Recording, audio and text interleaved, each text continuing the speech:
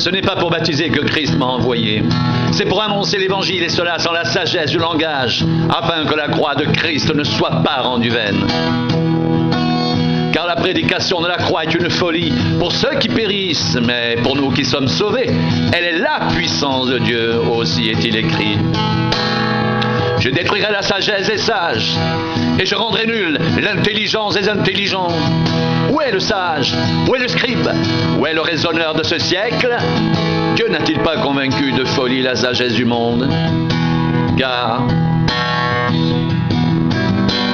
puisque le monde avec sa sagesse n'a point connu Dieu, il a plu à Dieu dans sa sagesse de sauver les croyants par la folie de la prédication.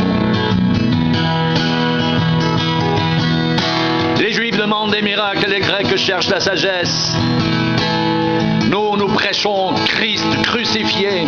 Scandale pour les Juifs et folie pour les païens, mais puissance de Dieu et sagesse de Dieu pour ceux qui sont appelés tant juifs que grecs. Car la folie de Dieu est plus sage que les hommes, et la faiblesse de Dieu est plus forte que les hommes.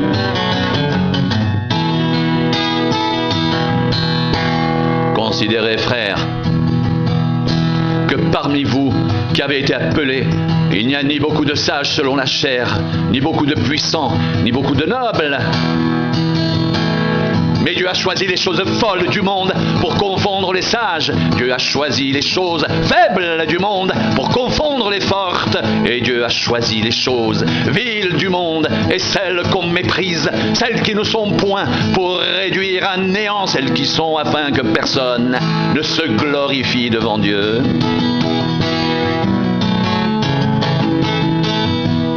Or, c'est par lui que vous êtes en Jésus-Christ, qui par la volonté de Dieu a été fait pour nous sagesse, justice, sanctification et rédemption, afin, comme il est écrit, que celui qui se glorifie dans le Seigneur.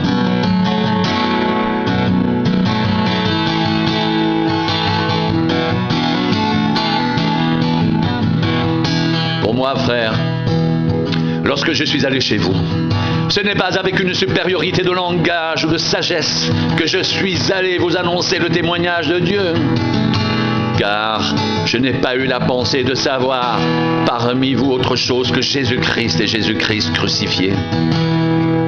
Moi-même, j'étais auprès de vous dans un état de faiblesse, de crainte et de grand tremblement.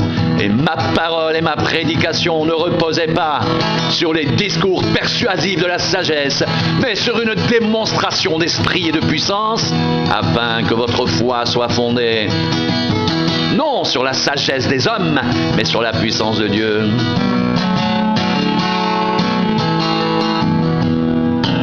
Cependant, c'est une sagesse que nous prêchons parmi les parfaits. Sagesse qui n'est pas de ce siècle, ni des chefs de ce siècle, qui vont être réduits à l'impuissance. Nous prêchons la sagesse de Dieu, mystérieuse et cachée, que Dieu, avant les siècles, avait prédestinée pour notre gloire. Sagesse qu'aucun des chefs de ce siècle n'a connue. Car s'il l'avait connue, il n'aurait pas crucifié le Seigneur de gloire.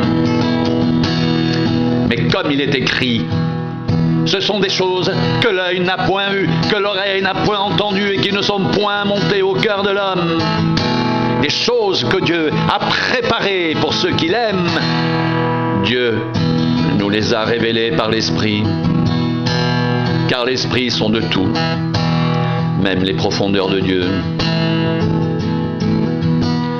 Qui donc parmi les hommes connaît les choses de l'homme, si ce n'est l'esprit de l'homme qui est en lui? De même, personne ne connaît les choses de Dieu, si ce n'est l'esprit de Dieu.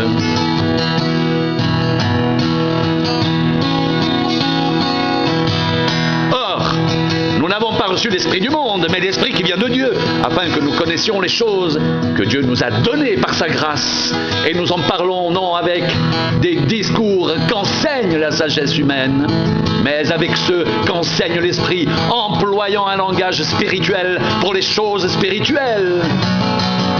Mais l'homme naturel n'accepte pas les choses de l'Esprit de Dieu, car elles sont une folie pour lui, et il ne peut les connaître parce que c'est spirituellement qu'on en juge.